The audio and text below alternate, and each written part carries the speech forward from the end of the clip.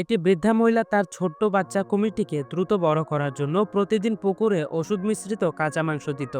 এভাবে এক এক করে ৪৯ দিন কেটে গেল। অবশেষে তার ছোট্ট কুমিরটি একটি বিশাল প্রাণী হয়ে উঠল। এখন তার ক্ষুধা এতটাই বেড়ে গেছে যে পেট ভর্তি করতে বৃদ্ধা মহিলা তার ১০ বছর ধরে পালিত গরুটিকেও পুকুরে ফেলে দিল। যদিও গরুর ওজন কয়েকশো কিলো, তবে এটি কুমিরের দাঁতের কাছে কিছুই ছিল না। আরো ভয়ঙ্কর ছিল যে নিজের পোষ্যকে তৃপ্ত করতে বৃদ্ধ মহিলা তার স্বামীকেও পুকুরে ঠেলে দিল। এরপর তিনি পুলিশে ফোন করে বললেন যে তার স্বামী ভুলবশত পানিতে পড়ে গিয়েছেন এবং অদৃশ্য হয়ে গিয়েছেন।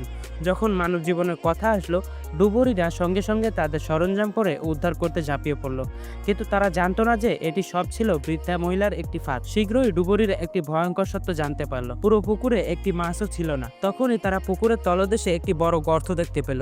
সেখানে তারা ঝাঁপ দেওয়ার চেষ্টা করলো। হঠাৎ একটি ভয়ঙ্কর দৃশ্য তাদের সামনে এলো। তার সাথীরা পরিস্থিতি খারাপ হতে দেখে তৎক্ষণাৎ নিরাপদ স্থানে চলে এলো, কিন্তু উপরে তুললে কেবল অর্ধেক শরীরই বেঁচে ছিল।